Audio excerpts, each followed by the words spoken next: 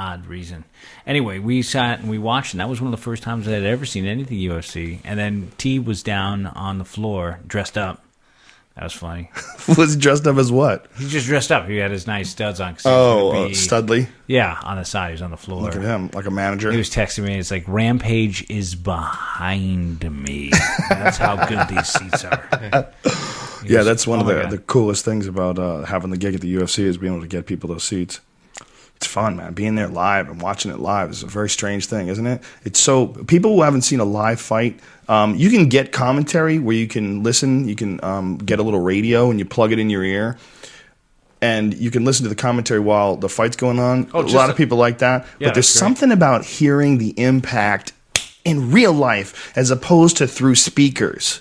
But you only get that though if you sit close. Yeah, that's what I'm saying. Yeah. That's why those. Yeah. But even if you're not that far away, you're like first tier at like Mandalay Bay, which is like not on the floor. It's way better. First tier is actually better because you can you look down, you have a better view, you got a better vantage point. But you want to hear the impact. Now, what about any smack talk? Like what goes on? Tough to hear. It's tough for me to hear while I'm right there. I like Nick Diaz. He can smack talk and you can hear what he's saying. Nick Diaz once he was fighting Robbie Lawler, and Robbie Lawler was the huge favorite going into this fight. Robbie Lawler was knocking people out. He's a beast, He's still to this day he's a beast. So Nick Diaz gets into the cage and just starts going, "Stockton, motherfucker, Stockton."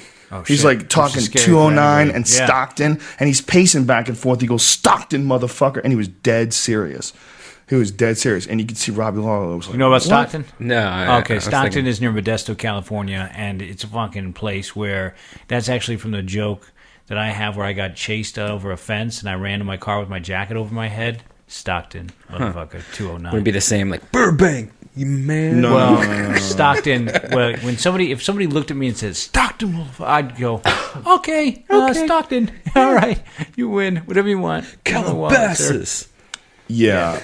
No, Calabasas, Stockton is a legitimate Oaks, man. Yeah, there's a lot of crime. I think it leads also American, maybe foreclosed homes. It's not a good area. It's like it's the second highest crime rate in California. There you go. Right after Oakland. Oakland's the highest, Shit. And then Stockton is number 2, and it leads the country, or it leads the state rather, in home repossessions. Yep. That's what I'm saying. It's tough action, man. Yeah. But so when Nick Diaz says Stockton, there's something behind that. There's something behind that. Yeah. He's being very serious. So that's what he was saying. And he was just repeating that. Yeah. Over and then again? when he fights guys, he calls them bitch all the time. What bitch? What bitch? You want this bitch? Pow! Like he'll hit guys and talk shit to him. And he was talking shit to Robbie Lawler the whole time they fought. He was talking shit to him, and Robbie Lawler didn't talk shit back. I thought he would. But he was. I think that guy really flusters a lot of people with his shit talking. Like when he was fighting Frank Shamrock said it best. He was like, I can't, like he was doing it, and he can't believe he's doing it while he's doing it. Like, is this guy really talking this much shit to me? Because nobody talks this shit to anybody.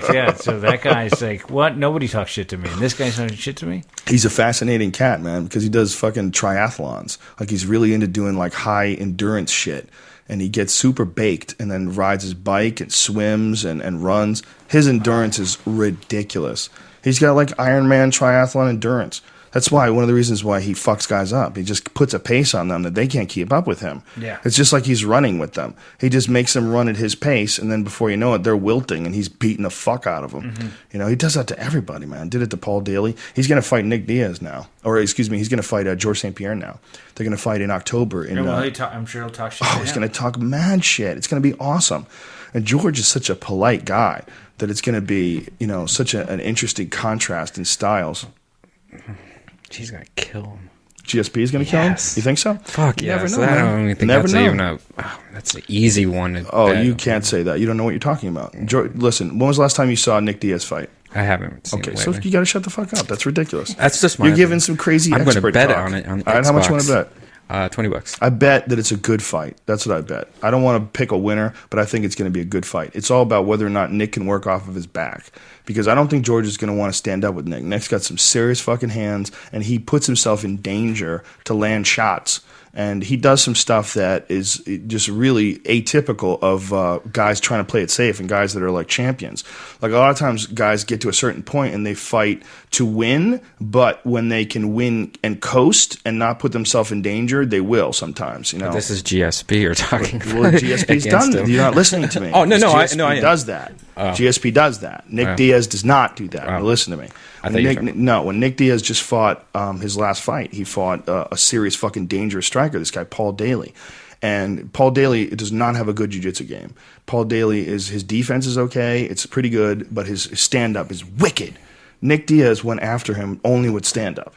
Didn't even try to submit him. Didn't try to take him down. Just banged it out with him and dragged him into deep water and then knocked him out. And it was incredible. And it was in the way he did it was a way that George would never do it. He threw himself into the fire. He even got clipped and knocked down. He's not supposed to be like striking with this guy. This guy's like one of the best strikers in the sport. And he struck with him. He hung in there with him and he beat him down. And he's a beast, man. You cannot count out Nick Diaz. So don't say that. I'll say what I want. You're being silly, though. I'm just trying to build up the fight. Are you really? That's what you're doing? You're working for the company now? Yeah. You're the anti-hype guy? You're the behind-the-scenes hype? I don't like it when people say this guy's going to win or that guy's going to win. You know why I don't like it? Because you don't know, man. You know, the only reason I say is, man, GSP, there's only a couple guys that I just would never bet against. Because, I mean, the only thing that would ever ruin GSP, in my opinion, would be a woman. It's a good call. Look, GSP's a fucking beast. GSP is an amazing fighter, and he's very smart, and he's got great wrestling. You know, the key to GSP success is that he's always able to take guys down if he wants them to. His wrestling is fucking solid as shit. And because of that, because he's able to dictate where the fight goes, he's always got this advantage of being able to make the call. You know, so very few guys can stop him from taking them down. And he's so hard to take down himself. Fight Geek Talk. No, it's all right. I just saw, like I said, my first one. I was extremely impressed when I was in Vegas. It was